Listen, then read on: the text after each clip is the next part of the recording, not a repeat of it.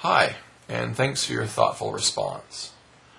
You seem to agree in general with the logic of my previous video, but suggest that Christianity has evidence, specifically supernatural evidence, that most everyone gets, sort of a personal revelation of the heart. I don't deny that there might be a God who proves his presence to us with personal revelation. However, beyond just saying that and believing it on faith, why should we believe it's really true? If everyone received evidence as a revelation of the heart, there are many things we might expect to observe. We might expect to see a noticeable drift to Christianity from people claiming a revelation that no other religion has.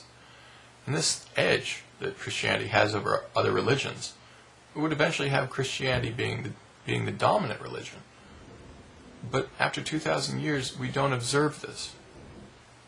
We might expect to see a united Christianity reflecting this revelation of the heart, guiding people to proper belief. But we observe that Christianity is a divided religion with many sects where even basic doctrine isn't agreed on.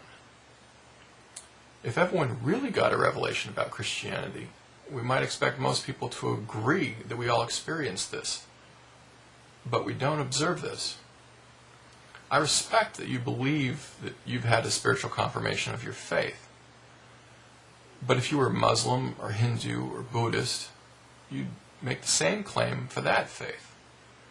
People of every faith believe they have a spiritual confirmation for their beliefs. It's a common aspect of human experience. If you were born in Afghanistan, you'd almost certainly be Muslim, yet you'd be using the exact same reasoning to support faith in Islam. This is a big flaw in reasoning with faith, in my view. The exact same reasoning leads to totally different conclusions, simply with a change in location and culture. If the revelation of heart claim were true, Christianity would somehow stand out as the only religion to have this unique supernatural evidence. So, how does Christianity stand out? I don't see how it stands out. The claim that Christianity is backed by supernatural evidence just seems to be another faith claim to me. It seems that you've supported faith with more unsupported faith. On the final bit of your video, you talk a bit about how some delusional people might do bad things on faith. But I don't think that that's the issue.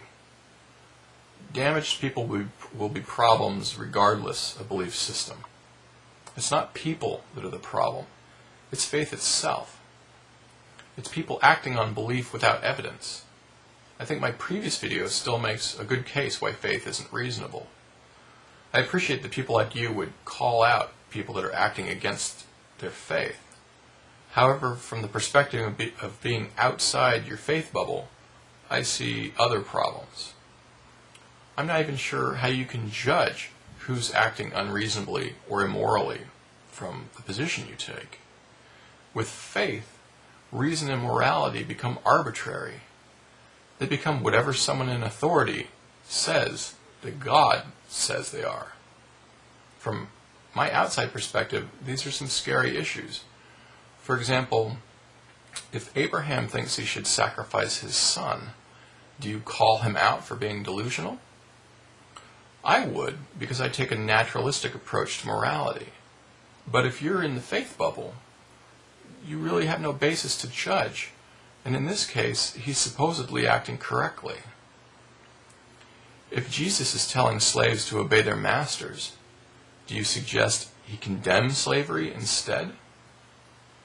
Imagine you're among the Israelites, and Moses tells you to slaughter everyone, including the babies of a neighboring tribe. What do you do? Even if you think it's not right to kill babies, you don't get to decide what's wrong in the faith bubble. Whatever is moral and reasonable is whatever Moses says that God says it is. Similarly, you can't reason with a Muslim terrorist to try to stop him from killing people for a ticket to paradise. He won't listen to reason because his morality is coming from some authority that he believes on faith, and he's sort of above natural reasoning. And likely nobody else can reason with him either. These problems, along with those I mentioned in my previous video, are some serious failings of faith that I still see.